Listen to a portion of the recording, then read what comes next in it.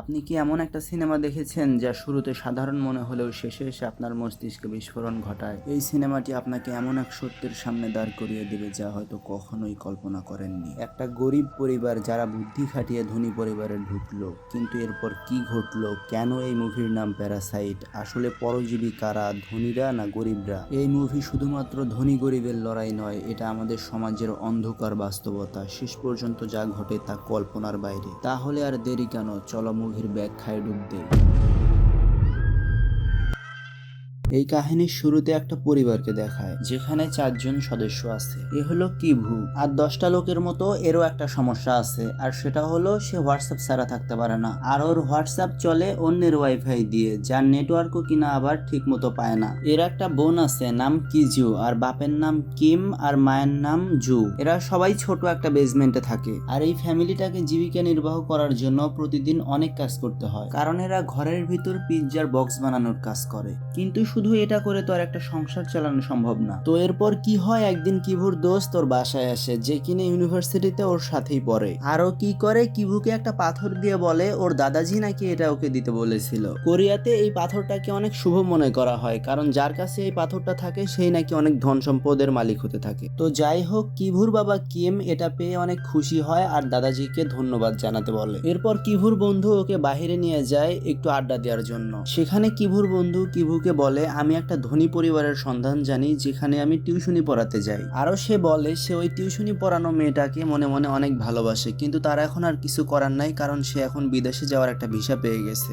আর সে আরো বলে, তোমরা যেহেতু অনেক গরিব, তাই আমি চাই তুমি আমার জায়গাটা নাও আর ওই মেয়েটাকে গিয়ে ইংলিশ টিউশনি করাও, কারণ আমি তোমাকে অনেক বিশ্বাস করি। আর মেয়েটা যখন কলেজে পড়বে তখন আমি তাকে গিয়ে প্রপোজ করব আর তাকে বিয়ে করে নিব। আর এরপর আমরা দেখি কিভু অক্সফোর্ড ইউনিভার্সিটির একটা নকল সার্টিফিকেট বানায় আর ওই বাসায় টিউশনি পড়ার জন্য ইন্টারভিউ দিতে যায়। কিভু প্রথমবার এত বড় একটা বাড়িতে এসেছে, আর সে চাইছিল যে করেই হোক সে যেন ইন্টারভিউতে টিকে যায়। আর এই ফ্যামিলিটার নাম ছিল পার্ক ফ্যামিলি। আর একটা মজার ঘটনা হলো, এই ফ্যামিলিতেও কিভুদের মতোই 4জনই সদস্য। আর কিভু এসেছে এই পরিবারের বড় মেয়ে দাহাইকে টিউশনি পড়ানোর জন্য। তো এরপর যখন কিভু দাহাইয়ের মা ইয়নকে তার সার্টিফিকেটটা দেখাইতে যায়, তখন দাহাইয়ের মা ইয়ন বলে, আমাকে তোমার সার্টিফিকেট দেখতে হবে না, আমি শুধু তোমার টিচিং এর লেভেলটা জানতে চাই। তো এরপর যখন দাহাইয়ের মা দাহাইকে তার নতুন টিচারের সামনে এনে বসায়, তখন আমরা বুঝতে পারি দাহাই তার নতুন টিচারকে দেখে অনেক নার্ভাস ফিল করছিল। তখন কিভু দাহাইকে পড়ানোর জন্য অনেক মোটিভেট করে এবং তাকে বলে, তুমি আমাকে বন্ধু ভাবতে পারো, আমি তোমাকে সকল কাজে সাহায্য করব।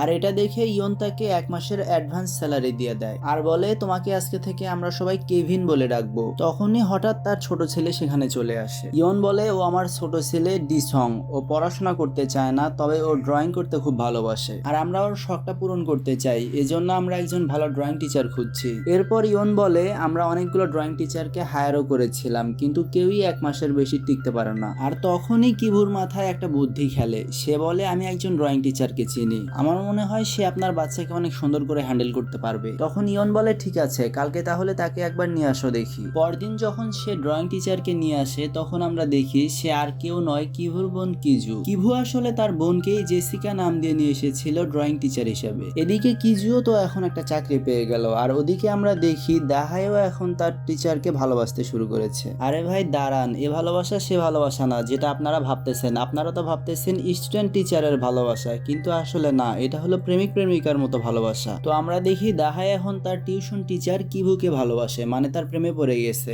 দাহাই তো ছোট, তাই সে মনে প্রাণেই ভালোবাসে, কিন্তু কিভুর ব্যাপারটা কিন্তু অন্যরকম, কারণ সে বুঝে শুনেই প্রেম করেছে। হ্যাঁ, ব্যাপারটা কিন্তু আপনারা ভালোভাবেই বুঝতে পেরেছেন, কারণ সে হলো ধনী পরিবারের একজন মেয়ে। তো যাই হোক, এদিকে ইওন ভাবছে তার ছোট ছেলেটার কথা, নতুন টিউশনে টিচার রাখলো, কিন্তু কিভাবে কি করাচ্ছে সে কিছুই জানে না। এজন্য সে জুস নিয়ে যাওয়ার বাহানা করে একবার দেখতে যায়। তখন জেসিকা তাকে জানায় সে ভালোভাবেই ড্রয়িং করছে, তাকে একদমই ডিস্টার্ব করছে না, বাস ওকে শুধু আরো ভালোভাবে ড্রয়িং শিখতে হবে, আর তার জন্য তো আমি আছি, এজন্য আপনি কোনো টেনশন করবেন না। আর তখনই এই ঘরের মালিক মানে ডিসং ও দাহায়ের বাবা মিস্টার ডং চলে আসে। আর মিস্টার ডং রাত অনেক হয়ে যাওয়ার ফলে তার ড্রাইভারকে বলে, যাও টিচার টিচারকে বাসায় নামিয়ে দিয়ে আসো। যাওয়ার পথে রাস্তায় ড্রাইভার জেসিকার কাছে তার বাসার অ্যাড্রেস জানতে চায়, কিন্তু জেসিকা বলে না, আমি ট্রেন স্টেশনে নামবো, আমি সেখান থেকে একা একা নিজেই যাইতে পারবো। আর তখনই জেসিকার মাথায় একটা শয়তানি বুদ্ধি আসে, আর সে তার আন্ডারগার্মেন্টস বের করে সিটের নিচে রেখে দেয়। কারণ একটা সময় ছিল যখন জেসিকার বাবা ড্রাইভিং এর চাকরি করত, আর সে তার বাবাকে এই ড্রাইভারের চাকরিটা পাইয়ে দিতে চাইছিল। কিন্তু সমস্যা এটা ছিল,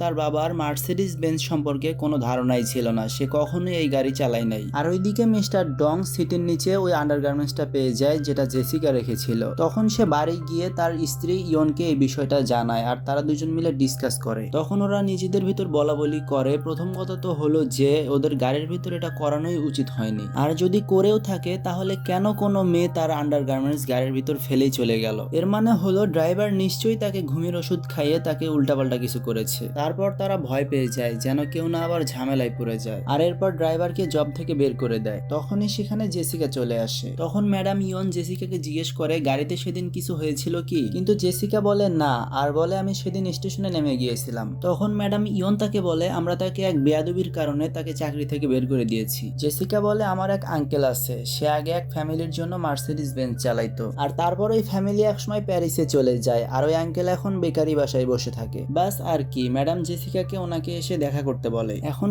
কেভিন তার বাবাকে সুন্দর একটা পোশাক পরিয়ে মার্সিডিজ বেঞ্জের শোরুমে নিয়ে যায়, যাতে করে সে মার্সিডিজ বেঞ্জ সম্পর্কে ভালো একটা ধারণা নিতে পারে। এরপর মিস্টার ডং তার পরীক্ষা নেয়, আর কিম তাতে পাশও হয়ে যায়, আর সে চাকরিটা পেয়েও যায়। এখন বাপ বেটা বেটি তিনজনই এই বাসায় চাকরি করে, কিন্তু এই বাসার ফ্যামিলির কেউই সেটা জানে না। তারা জানে এরা সবাই আলাদা আলাদা, তারা শুধু সোর্সের মাধ্যমে এসেছে, এতটুকুই শুধু তারা জানে। অন্যদিকে আমরা দেখি কিভু যখন দাহাইকে তার রুমে গিয়ে টিউশনি পড়ায়, তখন তারা দুইজন গভীর ভালোবাসায় আচ্ছন্ন হয়ে পড়ে, মানে তাদের প্রেম জমে ক্ষীর হয়ে গেছে এতদিনে। এখন কিভু আর জেসিকা তারা দুজনেই এখন তার মাকেও এখন এই বাসায় চাকরি দিতে চায়, কিন্তু তাদের মাকে যদি তারা চাকরি দিতে চায় তাহলে এই বাসায় যে কেয়ারটেকার আছে তাকে সরাতে হবে। কিন্তু কিভাবে? কারণ তাকে সরানো এতটাও সোজা না, আর এই জন্য তারা একটা প্ল্যান করে। কারণ দাহাই একদিন ফল খাওয়ার সময় কিভুকে বলেছিল মুন নাকি আরু ফল খেতে পারে না, কারণ এতে নাকি তার অ্যালার্জি, আর এই কথাটাই তার প্ল্যানের মূল উৎস হয়ে দাঁড়ায়। তারা ঠিক করে তারা মুনের উপর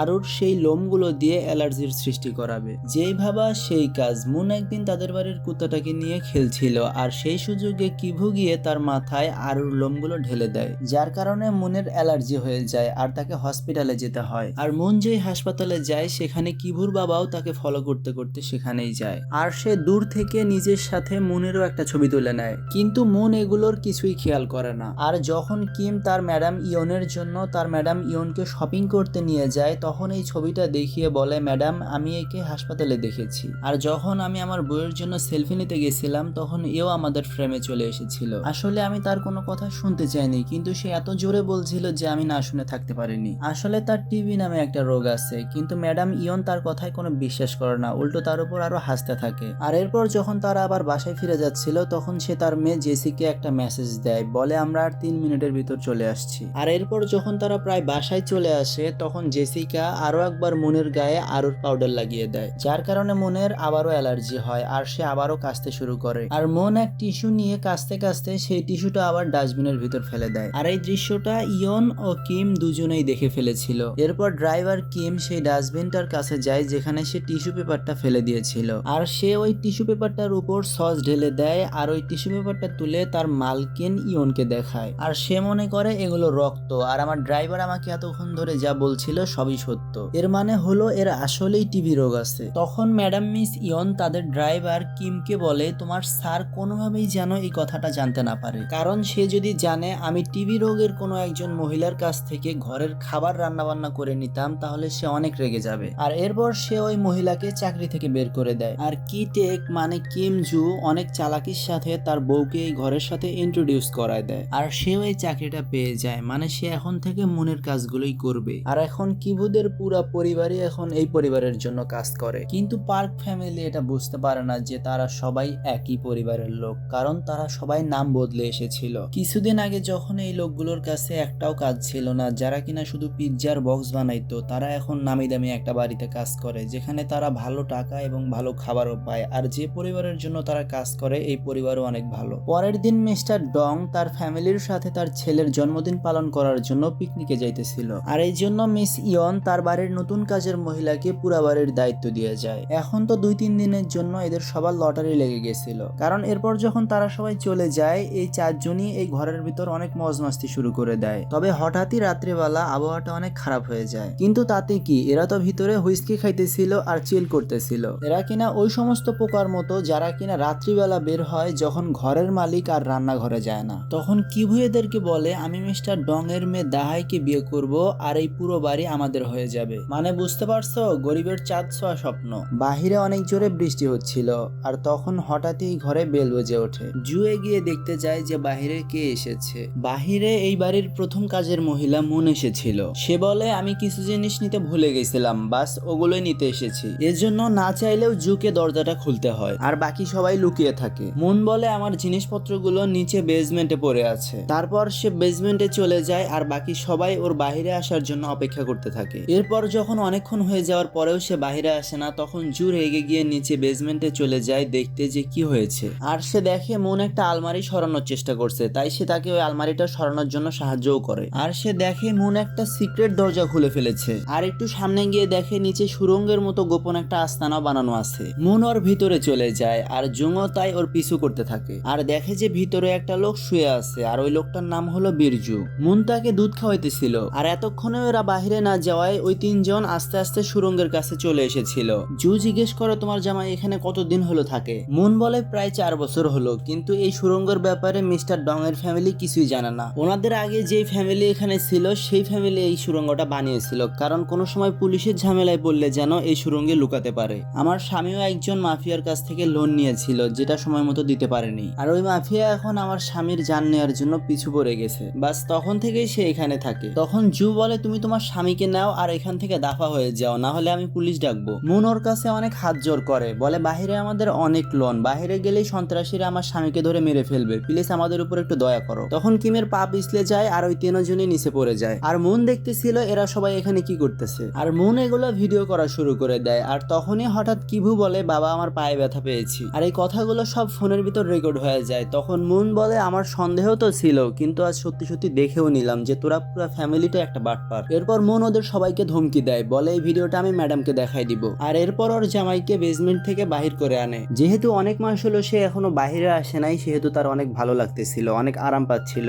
মুন ওই 4 জনকে হাত উঁচা করে বসায় রাখছিল আর সেগুলোরও ভিডিও করেছিল যে কিভাবে তারা তাদের বাড়ির মালিকের অনুপস্থিতিতে তাদের খাবার দাবার নিয়ে অনেক মজমস্তি ও আয়েশ করছিল। ফির বিরজু বলতেছিল, শালা আমিও এখানে অনেকদিন ধরেই আছি, আর যখনই সুযোগ পাইতাম তোদের মতোই উপরে উঠে অনেক মজমস্তি করতাম, কিন্তু কখনোই তোদের মতো এত জিনিস নষ্ট বা এলোমেলো করে নাই। কিন্তু এতক্ষণে ওরা সবাই ওদের উপর ফোন ছিনিয়ে নেওয়ার জন্য ঝাঁপিয়ে পড়েছিল। ফোনটা ছিনিয়ে নেওয়ার জন্য ওরা অনেকক্ষণ ধরেই কারাকারি করে। মুন সেখান থেকে একটা ওয়াইনের বোতল তুলে সবাইকে অনেক মারে। তবে জেসিকা সুযোগ বুঝে সেখান থেকে পালিয়ে গিয়ে ফ্রিজ থেকে আরু নিয়ে এসে তার গায়ে সবগুলো আরু ঢেলে দেয়। এতক্ষণে কেভিন সেই ফোনটা নিয়ে সেই ভিডিও দুটো ডিলিটও করে ফেলেছিল। আর এমন সময় সেই বাড়ির টেলিফোনটা হঠাৎই বেজে ওঠে। জু গিয়ে ফোনটা উঠায়, দেখে যে তার ম্যাডামই এই ফোনটা করেছিল। তখন ম্যাডাম ইয়ন তাকে কিছু একটা বানাইতে বলে আর বলে, আমরা 10 মিনিটের ভিতরেই বাড়ি ফিরে আসছি, কারণ যেইখানে আমরা ক্যাম্পেইন করব বলে ঠিক করেছিলাম সেই জায়গায় অনেক জোরে বৃষ্টি হচ্ছে, আর এই জন্যই আমরা আবার বাড়ি ফিরে আসছি। এখন যখনই এই বাড়ির মালিক চলে আসার কথা সবাই জেনে গেছিল,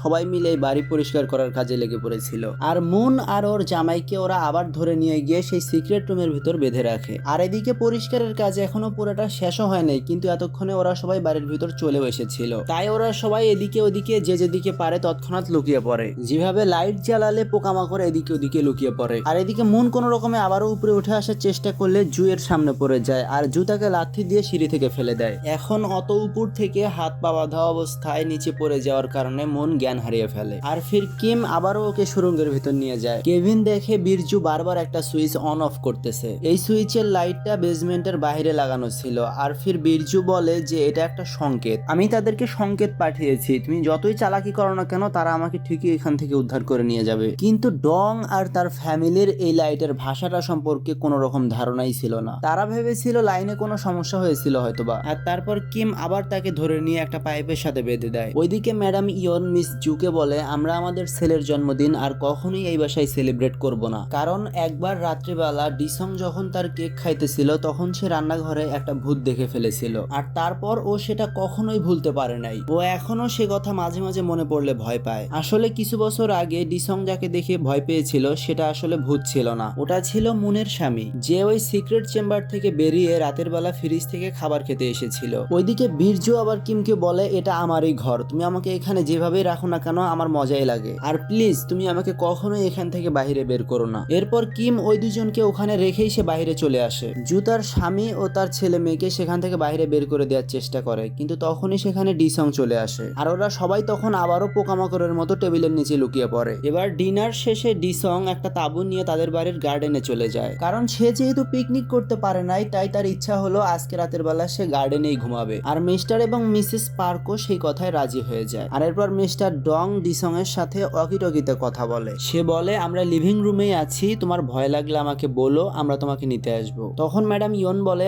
আমরাও আজকে রাতটা এখানেই শুয়ে পড়ি। কিছুক্ষণ পর মিস্টার ডং বলে, আমার নাকে কেমন যেন একটা অন্যরকম দুর্গন্ধ আসতেছে, আর এই দুর্গন্ধটা আমাদের ড্রাইভার কিমের সাথেও মিলে যায়, কারণ আমি প্রায়ই তার গা থেকে এই দুর্গন্ধটা পাই, আর এই গন্ধটা আমার কাছে বস্তিতে থাকা লোকজনের গায়ের গন্ধের মতো মনে হয়। আর এই কথাটাই যেন মিস্টার কিমের খুব খারাপ লাগে, তার মনে লেগে যায়। এবার মাঝরাতে যখন মিস্টার ডং এবং মিসেস ইয়ন ঘুমিয়ে পড়ে, তখন সেই সুযোগে এরা তিনজন বাড়ি থেকে বেরিয়ে আসে। দেখা যায় বাইরে তখনও খুব জোরে জোরে বৃষ্টি হচ্ছিল, যে কারণে রাস্তা দিয়ে আসার সময় এরা তিনজনই ভিজে গেছিল। আর যেহেতু এরা শহরের খুব গরিব আর নিচু জায়গায় থাকতো, তাই বৃষ্টির কারণে এদের বাড়ির রাস্তায় অনেক পানি জমে গেছিল। আর যেহেতু এরা চারজন একটা নিচু বেসমেন্টে থাকতো, তাই এদের ঘরটা পুরোপুরি ডুবে গেছিল। এখানে দেখা যায় মানুষের ভাগ্য আর পরিস্থিতি নিমিষের মধ্যে বদলে যেতে পারে। কিছুক্ষণ আগে অবধিও এই চারজন ওই বিলাসবহুল বাড়িতে পার্টি করছিল, কিন্তু এখন বৃষ্টির কারণে ওদের ঘরের ভিতর পানি ঢুকে যাওয়ার কারণে রাতে ওদের থাকার মতো কোনো জায়গা ছিল না। আর এই জন্য সেই রাতটা